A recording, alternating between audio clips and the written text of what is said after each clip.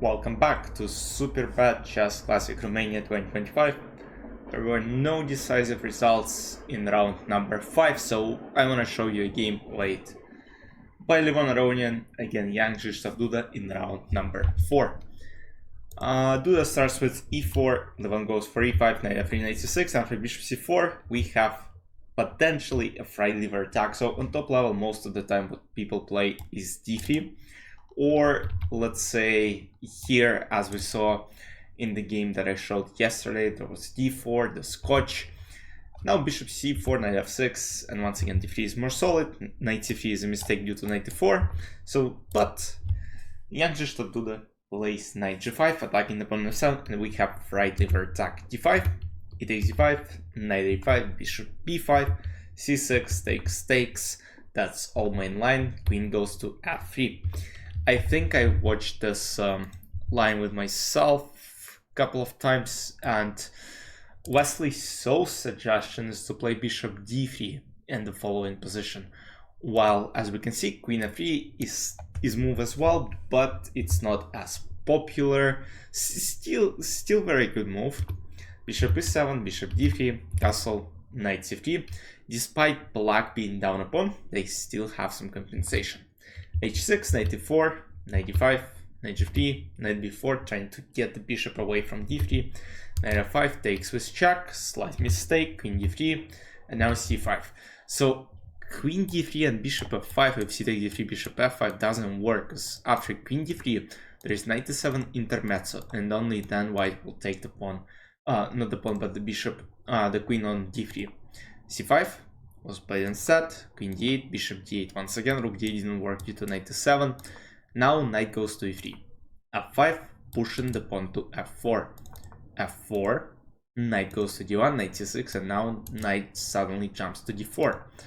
And after knight d4, there is a fork that has been threatened on c2. Rook goes to c1, rook goes to f6, giving up this pawn on c5. With bishop c5, Levon planned to go rook g6 and launch an attack on the king side.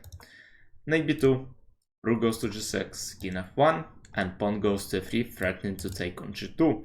Now g3, bishop f5 first to attack the pawn c2, and as you might actually see by looking at this position, black are slightly better. This king is on f1, basically white playing down the rook.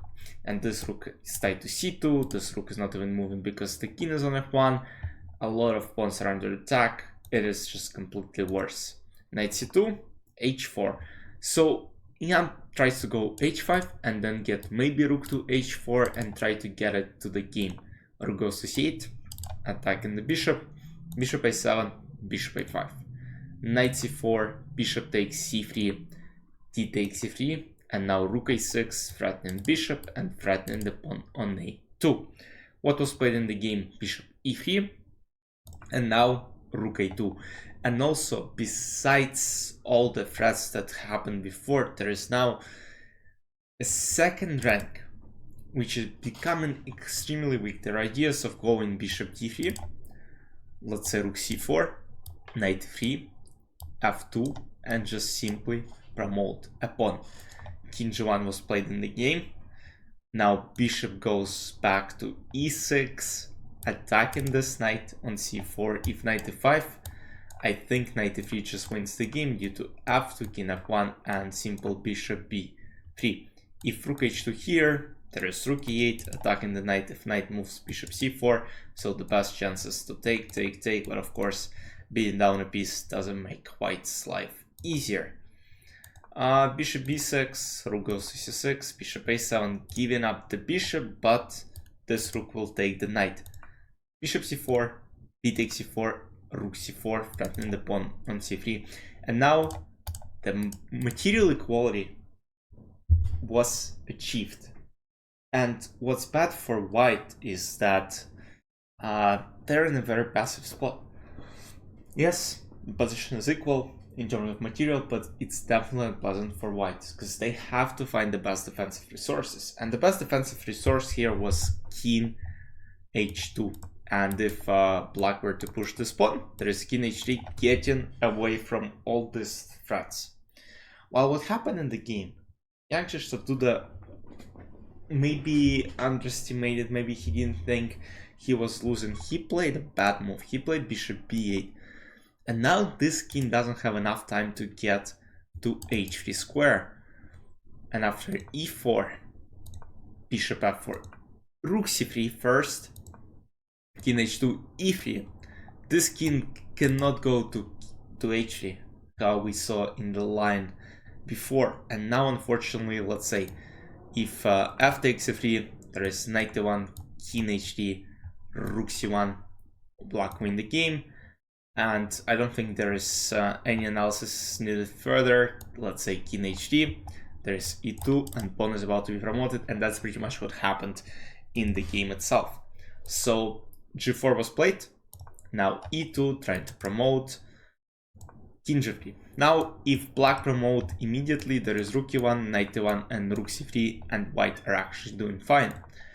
But of course, no one has to sack the piece like that. Rook d3, h5, king h7, just get king to the safety, rook h g1, and now rook a1, brilliant, rook sacrifice to rook, and black win the game, simply because if rook c2, rook g1, and queen promotes on next move. If rook a1, there is simple knight a1, and now rook a1 is not playable due to rook d1, and once again the queen will be promoted next move. If bishop d2 can just take on a1, queen is coming, it is a win. In round number 5, what was happening is we had all 5 draws, and after 5 rounds of play, today is a rest day, and tomorrow I'll be showing you another game played by, I think, Prague had a great game against Nadirbek. So after 5 rounds of play, Fabi is first, Maxim second, Prague third, with 3 points each, 3 out of 5. Then 2.5 points for people, including Wesley, Levon, Bogdan, and Talireza.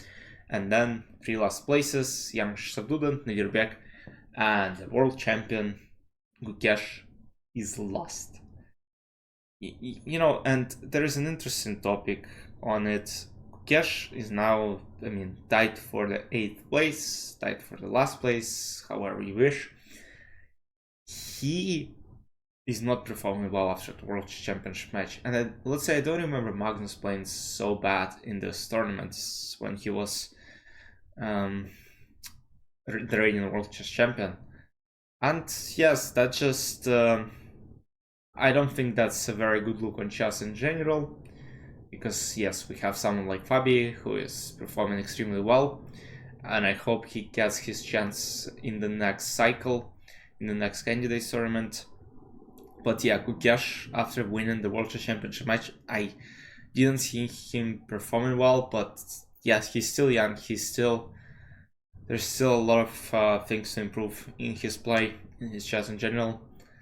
But yeah, I just don't see this domination that Magnus had when he became the world champion. Hope you guys enjoyed.